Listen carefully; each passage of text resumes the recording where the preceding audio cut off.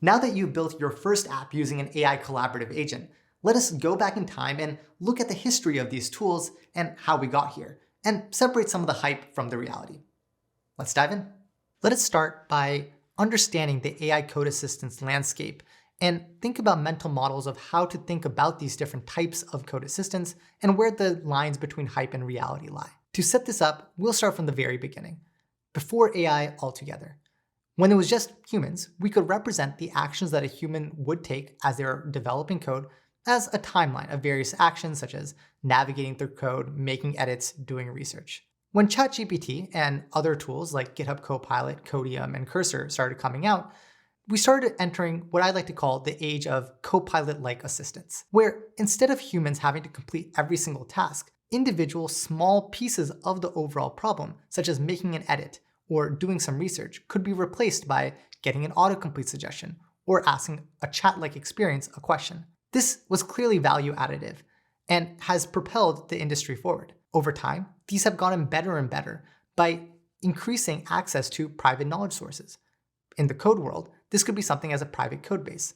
The large language models themselves were not trained on these private code bases, but by giving access through methods of retrieval, these AI assistants could give more grounded answers and responses and suggestions to the developer. And this has made things even better. Combination of knowledge, improved UX.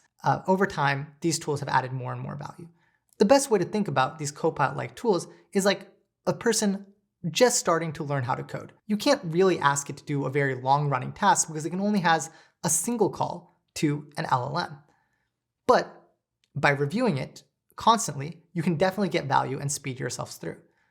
But this idea that a single call to an LLM was the limits of these Copilot-like tools, it posed a limitation to the overall amount of work that a Copilot-like system could do. And that is why we started talking a lot about agents. The first iteration of agents that were being discussed is this idea of an autonomous agent. Tools such as Devin from Cognition fit underneath this mold.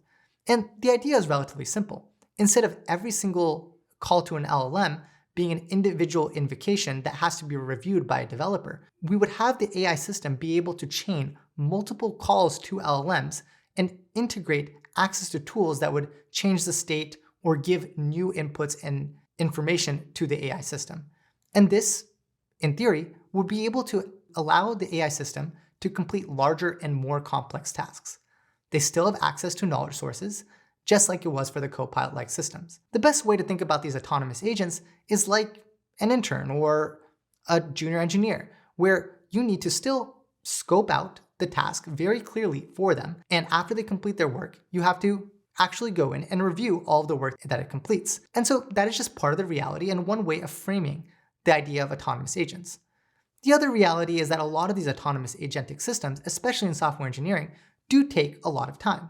And so anyone who has worked with another intern or junior developer knows that there could be some parallel development work going on between you as a developer and the AI agent. And so after this idea of autonomous agents, really the next kind of generation of tools is this idea of collaborative agents, which I might refer to as flows throughout this lecture and others. The basic idea behind flows is to treat the AI, instead of an intern or a junior engineer that you delegate work to, treat it more like a pair programmer. And the beauty of treating it like a pair programmer is instead of having to perfectly scope out work and review a bunch of work from an agent, it is kind of this back and forth mind meld-like experience where any actions that the human takes in, for example, the IDE, can be reasoned about by the agent, and any of the work that the agent does can be reasoned about by the human.